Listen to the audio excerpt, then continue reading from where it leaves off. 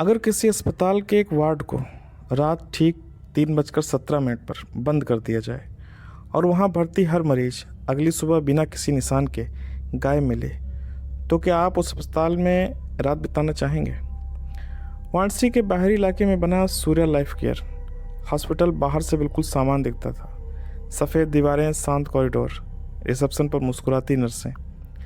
लेकिन शहर में एक अफवाह बहुत मशहूर थी। तीसरी मंजिल के वार्ड नंबर 309 में रात को कोई इंसान नहीं टिकता। लोग इसे अफवाह मानते थे जब तक वहाँ काम करने वाली नई नर्स रिया गायब नहीं हो गई। और सबसे डरावनी बात, रिया के गायब होने से पहले सीसीटीवी में उसके पीछे कोई चलता दिखा था, लेकिन वहाँ कोई था ही नहीं। रिया की उम्र 24 साल थी। नई नौकरी मिली थी, घर की हालत ख़राब थी, इसलिए उसने बिना सवाल किए नाइट ड्यूटी स्वीकार कर ली। पहली रात उसे कुछ अजीब लगा। तीसरी मंजिल बाकी फ्लोर से अलग थी। वहाँ हमेशा ठंडी रहती थी, इतना ठंड जैसे एसी नहीं, किसी मुर्दा घर की हवा चल रही हो। कॉरिडोर के आखिर में पुराना वार्ड था, 309। उसके बाहर मोटी जंजीर लगी थी। रिया ने दूसरी नर्स से पूछा, ये वार्ड बंद क्यों है? नर्स का चेहरा अचानक उतर गया। वो बोली, उधर मत जाना, अगर रात में कोई रोने की आवाज़ आए तब भी नहीं। रिया हल्की हंसी।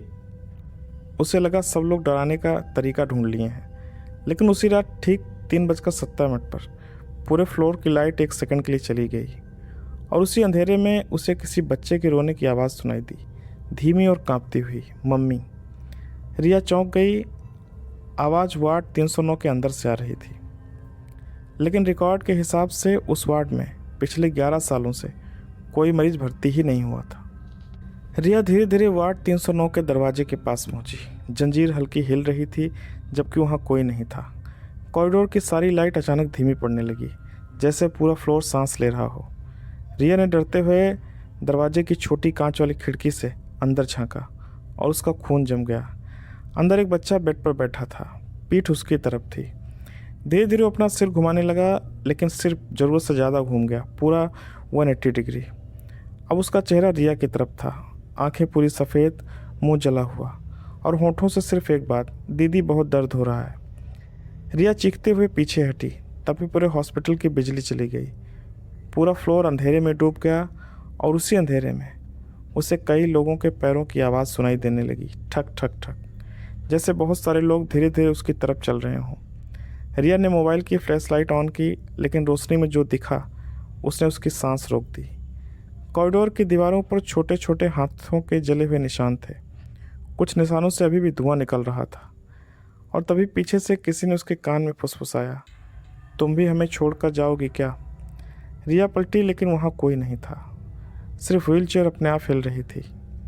फिर अचानक पूरी स्पीड से उसकी तरफ दौड़ी। रिया साइड में कूदी, व्हीलचेयर दीवार से टकराई और उसी पर लिफ्ट अपने आप खुल गई।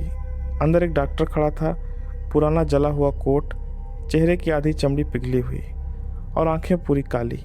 उसके आईडी कार्ड पर लिखा था डॉक्टर समीर आनंद। रिया का गला सूख गया, क्योंकि उसने यही नाम पुरानी फाइल में पढ़ा था। वही डॉक्टर जिसने आईसीयू में आग लगने के बाद बच्चों को अंदर लॉक कर दिया था। डॉक्टर धीरे धीरे मुस्कुराया, फिर बोला, 11 साल पहले वो बच्चे बाहर निकलना चाहते थे, लेकिन अब कोई बाहर नहीं जाएगा। अचानक लिफ्ट के अंदर से बच्चों के रोने की आवाज़ें आने लगीं। रिया पीछे हटने लगी, लेकिन तभी उसके पैरों के नीचे कुछ गीला महसूस हुआ। उसने नीचे देखा, पूरा फ्लोर खून से भर चुका था और उस खून में छोटे छोटे बच्चों के पैरों के निशान बनने थे, जो सीधे उसकी तरफ आ रहे थे। रिया डर के मारे पीछे हटती गई, लेकिन बच्चों के वो खून वाले निशान उसके बिल्कुल सामने आकर रुक गए। पूरा कॉरिडोर अब बस बर्फ़ जैसा ठंडा हो चुका था। उसकी सांसों से धुआं निकल रहा था और तभी अचानक हॉस्पिटल के स्पीकर अपने आप ऑन हुए। Code red, ward 309 active. फिर एकदम सन्नाटा हो गया। रिया ने कांपते हाथों से मोबाइल निकाला, नेटवर्क गायब था। बैटरी 78% से सीधे 2% आ गई और स्क्रीन अपने आप ब्लिंक होने लगी। उसमें कैमरा खुल गया। पहले सिर्फ अंधेरा दिखा, फिर धीरे धीरे स्क्रीन में उसके पीछे कोई खड़ा नजर आने लगा। एक छोटा बच्चा, जला हुआ चेहरा, आंखों की जगह सिर्फ काले गड्ढे। लेकिन जैसे ही रिया पलटी, वहाँ कोई नहीं था। मोबाइल स्क्रीन में फिर भी वो बच्चा खड़ा था, और अब और करीब। रिया का हाथ कांपने लगा। तभी स्क्रीन पर अचानक एक लाइन दिखी, रूम 309, कम बैक। अचानक मोबाइल बंद हो गया और उसी समय वार्ड 309 का दरवाज़ा अपने आप खुल गया। अंदर पूरा अंधेरा था, लेकिन किसी मशीन की बीप बीप आवाज़ आ रही थी। रिया धीरे धीरे अंदर गई। कमरे के अंदर पुराने जले हुए बेड पड़े थे। दीवारों पर धूल के और धुएं के निशान थे। ऐसा लग रहा था जैसे आग अभी कुछ देर पहले ही बुझी हो। फिर उसे कमरे के कोने में एक छोटा सा टेप रिकॉर्डर दिखा, जो अपने आप चल पड़ा। पहले सिर्फ शोर आया, फिर किसी बच्चे की चीख, डॉक्टर अंकल दरवाज़ा खोलो प्लीज़। फिर दूसरी आवाज़, मम्मी मुझे बचा लो। रिया की आंखों में आंसू निकलने लगे, लेकिन तभी रिकॉर्डिंग में एक आदमी की आवाज़ आई, कोई दरवाज़ा नहीं खोलेगा। रिया जम गई। वो आवाज़ उसी जले हुए डॉक्टर की थी। अचानक कमरे का तापमान और गिर गया और धीरे धीरे कमरे के सारे बेड अपने आप हिलने लगे। फिर एक एक करके उन बेड पर बच्चे दिखाई देने लगे। आधे जले हुए, कुछ के हाथ नहीं थे, कुछ की पूरी आंखें सफ़ेद थीं और सब रिया को ही देख रहे थे। एक छोटा बच्चा बेड से नीचे उतरा, धीरे धीरे उसकी तरफ आया और फिर उसका हाथ पकड़कर बोला, दीदी इस बार हमें अकेला मत छोड़ना। रिया रोते हुए पीछे हटने लगी, लेकिन तभी कमरे का दरवाज़ा अपने आप बंद हो गया और अंधेरे में डॉक्टर समीर आनंद की आवाज़ गूंजी, अब तुम भी यहीं रहोगी। रिया पूरी ताकत से दरवाज़ा पीटने लगी, कोई है, दरवाज़ा खोलो।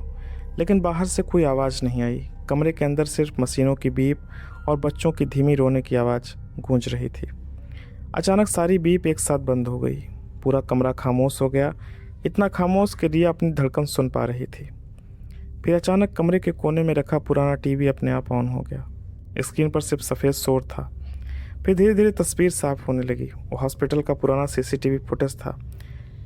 डेट थी 17 अक्टूबर 2015 और टाइम 3:17 AM। रिया स्क्रीन के करीब गई। वीडियो में आईसीयू के बाहर धुआं भर रहा था। बच्चे दरवाजे पीट रहे थे, कुछ नर्सें रो रही थीं और तभी कैमरे में डॉक्टर समीर आनंद दिखा।